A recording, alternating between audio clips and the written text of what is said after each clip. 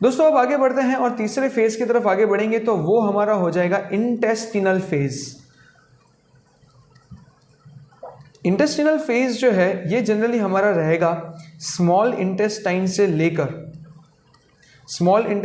लेकर गट तक, यानी कि हमारे एनस तक, यहाँ तक फूड पूरा कंप्लीटली बाहर नहीं निकल जाता, वहाँ तक का ये पूरा कंप्लीट फेज होगा।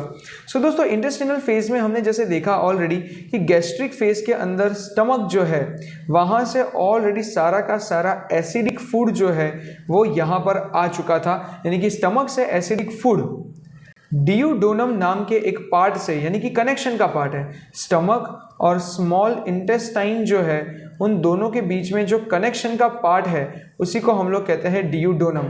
अब डियूडोनम के कनेक्शन के से आगे यानी कि स्मॉल इंटेस्टाइन के अंदर ऑलरेडी सारा का सारा फूड आ चुका है, बस दिक्कत एक ही है दोस्तों कि वो फूड अभी एसिडिक कंटेंट के अंदर है। स्मॉल इंटेस्टाइन के बारे में थोड़ी सी बात ज़्यादा कर ले दोस्तों, तो स्मॉल इंटेस्टाइन जो है ये स्मॉल इंटेस्टाइन सबसे पहले वन ऑफ द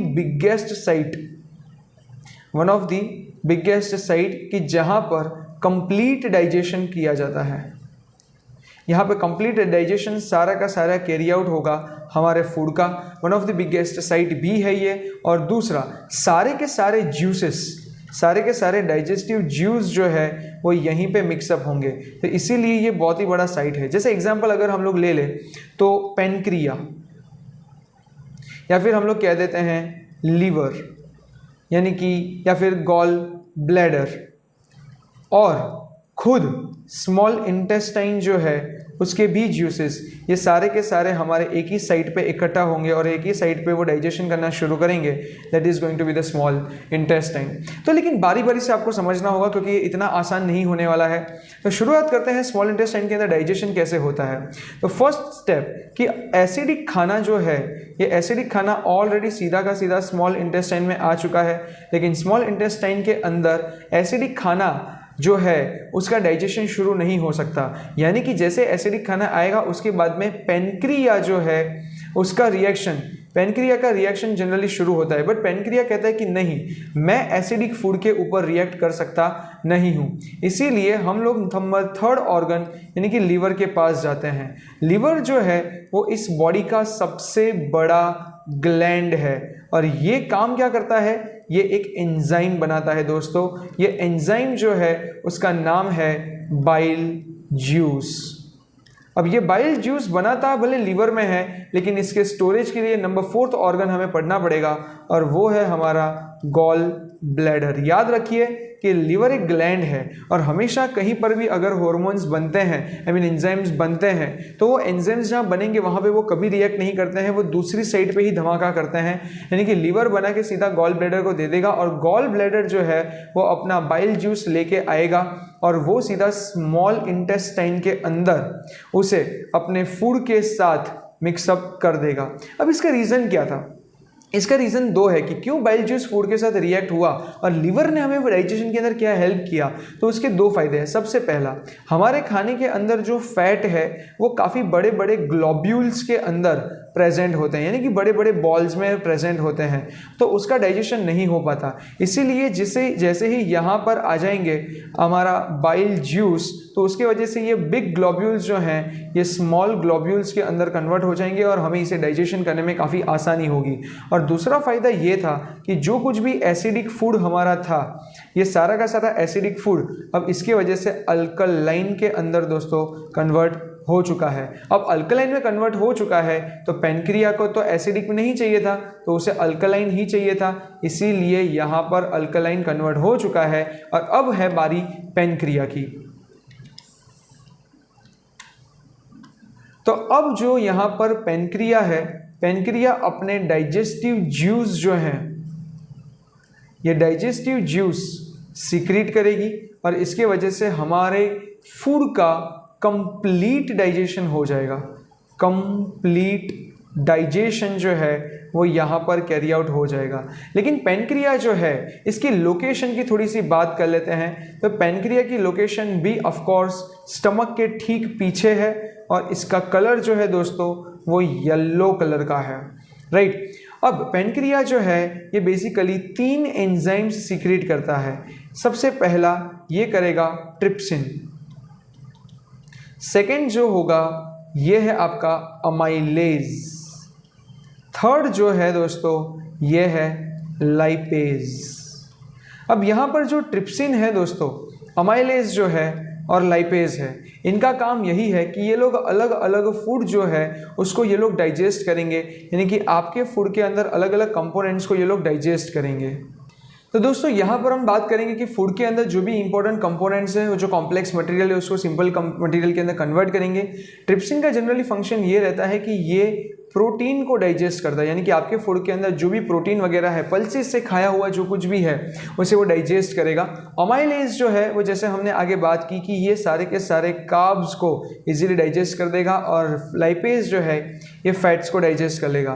दोस्तों हमारा प्रोटीन जो है ये डाइजेशन के बाद आगे कन्वर्ट हो जाता है, प्रोटीन जो है वो अमीनो एसिड के अंदर, अमीनो एसिड के अंदर ये कन्वर्ट होगा। कार्ब्स जो है दोस्तों ये हमारा कार्ब्स या स्टार्च जो है ये हमारा ग्लूकोज के अंदर कन्वर्ट हो जाएगा, और हमारे जो फैट्स हैं ये फैट जो है ये फैटी एसिड के अंदर कन्वर्ट हो जाएगा, या तो ग्लाइकोजन के अंदर भी ये कन्वर्ट हो सकता है। तो दोस्तों इस तरह से पैनक्रिया से जो कुछ भी कंपोनेंट्स आए हैं इस तरह का डाइजेशन इसके अंदर हमें देखने को मिलता है। मेन इंपॉर्टेंट बात दोस्तों ये है कि ये सारी की सारी चीज़ जो है ये हमें स्मॉल इंटेस्टाइन में ही देखने को मिली। हालांकि स्मॉल इंटेस्टाइन जो है ये दो टाइप की रहती है। जनरली इसका जो लेंथ है ये 6.5 टू 7.5 मीटर्स तक वेराई करता है, लेकिन ये हर एक एनिमल के अंदर से वेराई करेगा। जैसे 6.5 टू 7.5 ये जनरली हार्बीवोरस के अंदर रहती है। उसका रीज़न ये है कि हार्बीवोरस जो है ये लोग ग्रास ज़्यादा खाते हैं, और ग्रास में दोस्तों रहता है सेल्यूलोज, और इसे डाइजेस्ट करना बहुत ही मुश्किल होता है। इस रीज़न की वजह से स्मॉल इंटेस्टाइन काफ़ी लॉन्ग रहती है। लेकिन जो कार्निवोरस है, जो लोग मीट वगैरह खाते हैं, उनका इंटेस्टाइन इतना लंबा नहीं होता है, उनका इंटेस्टाइन काफ़ी शॉर्ट होता है, क्योंकि मीट वगैरह को डाइजेस्ट करना वो बहुत ही आसान हो जाता है। दिस इज़ द रीज़न कि स्मॉल इंटेस्टाइन्स बड़े भी हो सकते हैं, छोटे भी हो सकते हैं। ये सारे ही डाइजेशन के बाद दोस्तों इवन स्मॉल इंटेस्टाइन जो है, ये स्मॉल इंटेस्टाइन खुद भी अपने ही बॉडी के अंदर, अपने ही पार्ट के अंदर से ये हमें स्पेसिफिकली डाइजेस्टिव जूस जो है ये देता है, यानी कि उसी के वॉल्स में से डाइजेस्टिव जूस निकलता है कि जिसके अंदर से बाकी का कंटेंट जो है ये सारा का सारा डाइजेस्ट हो जाता है। अब हमारा जो फूड है वो आगे लार्ज इंटेस्टाइन के लिए जाएगा, लेकिन लार्ज इंटेस्टाइन में जाने से पहले मैं आप लोगों को एक इंपॉर्टेंट चीज़ बता देना चाहता हूं, जिसको हम लोग कहते हैं एसिमिलेशन। एसिमिलेशन और दूसरा हो जाएगा इसमें अब्जॉर्प्शन। जैसे कि आप लोग ने देखा यहाँ पर कि सारा का सारा जो कॉम्प्लेक्स फूड मटेरियल है, ये कॉम्प्लेक्स फूड मटेरियल को हमने सिंपल मटेरियल के अंदर तो कन्वर्ट कर लिया, लेकिन अब ज़रूरी है कि उसको एब्जॉर्ब कर ले। दोस्तों हमारे स्मॉल इंटेस्टाइन के अंदर और यहाँ तक कि लार्ज इंटेस्टाइन के अंदर भी, स्मॉल इंटेस्टाइन के अंदर हमें कई सारे thousands of finger like structure हमें देखने को मिलता है, और ये फिंगर लाइक स्ट्रक्चर और कोई नहीं बल्कि है दोस्तों विली। जी हाँ, ये विली का काम ये रहता है कि ये हमारे सारे इंपॉर्टेंट फूड को अब्जॉर्ब करेगा, और इसका कनेक्शन सीधे ही सारे वेसल्स के साथ है, यानी कि आर्टरीज के साथ है, और ये वेसल्स के अंदर उस कंपोनेंट को भेज देगा, और ये वेसल्स उसे स्पेसिफिक यानी कि जो हमारा फूड कंटेंट है उसको स्पेसिफिक साइट पे भेज देगा। जैसे मान लीजिए कि अगर आपको फूड में से फैट मिला है तो वो फैटी एसिड के अंदर कन्वर्ट होके वो स्पेसिफिकली हमारे स्किन के नीचे के पोर्शन में चला जाएगा। ठीक उसी तरह से अगर ब्लड को यानी कि आर्टरीज के ब्लड में अगर यहाँ पर विली ने प्रोटीन भेजा है तो वो प्रोटीन बेसिकली हमारे मसल्स जो स्ट्रेच होते हैं उसके बीच में चला जाएगा। तो स्पेसिफिक साइट के ऊपर यहाँ पर एब्जॉर्प्शन भी होगा और बाद में एसिमिलेशन भी होगा। एसिमिलेशन का मतलब यही है डिवीजन करना और उसको ट्रांसपोर्ट करके प्रॉपर साइट पे भेजना। ये सारा काम दोस्तों स्मॉल इंटेस्टाइन पे ही होता है। अब हम आगे बात करें तो हम यहाँ पर अब इसके एंडिंग की तरफ जा रहे हैं, तो क्योंकि बात हम करने वाले हैं यहाँ पर लार्ज इंटेस्टाइन के अंदर। लार्ज इंटेस्टाइन जो है ये हालांकि स्मॉल इंटेस्टाइन से तो छोटा है, लेकिन ये काफ़ी ब्रॉड है। इसका फंक्शन एक ही चीज़ का रहता है कि ये हमारे जो अनडाइजेस्टेड फूड है, हमारे अनडाइजेस्टेड फूड के अंदर से ये अब्जॉर्ब करता है water, only and only water. और ये जो वाटर एब्जॉर्ब करता है उसके अंदर भी कुछ कंडीशंस हैं। ये पहले चेक करता है कि हमारे बॉडी के अंदर कितना वाटर कंटेंट है। अगर मान लो कि 50% ऑफ वाटर लूज हो चुका है तो ये अनडाइजेस्टेड फूड के अंदर से उतना ही लॉस ऑफ वाटर जो है उतना ही रीगेन करने का ट्राई करेगा। लेकिन मान लीजिए कि बॉडी में अगर 100% वाटर ऑलरेडी है तो ये कुछ भी एब्जॉर्ब नहीं करेगा, फूड को आगे ही जाने देगा। और आगे जाके दोस्तों आते हैं एनस, और बाद में एनस एंड रेक्टम, ये दोनों एंडिंग के पोर्शंस रहते हैं कि जहाँ पर स्पिंचर मसल्स जैसे ऑर्गन रहते हैं। और ये स्पिंचर मसल्स जो हैं ये पेरिस्टिलेटिक मूवमेंट कंडक्ट करते हैं और रिदमेटिक कॉन्ट्रैक्शन एंड रिलैक्सेशन के थ्रू हमारा फूड जो है वो बॉडी से बाहर चला जाता है। दोस्तों ये सारी प्रोसेसेस समझने के लिए आपको इसमें एक छोटा सा होमवर्क ये करना होगा कि जो कुछ भी मैंने आपको पढ़ाया है उसको आप इंजेशन, सेकेंड जो आपका हो जाएगा that is going to be the digestion, third is going to be the absorption, assimilation, excretion and egestion। ये सारे के सारे प्रोसेसेस के अंदर आप इसे डिस्ट्रीब्यूट करें सारे फंक्शंस को, और मैंने इतने ही फंक्शंस आपको समझाए हैं कि जो इसके अंदर सारे के सारे कंबाइन हो जाएंगे।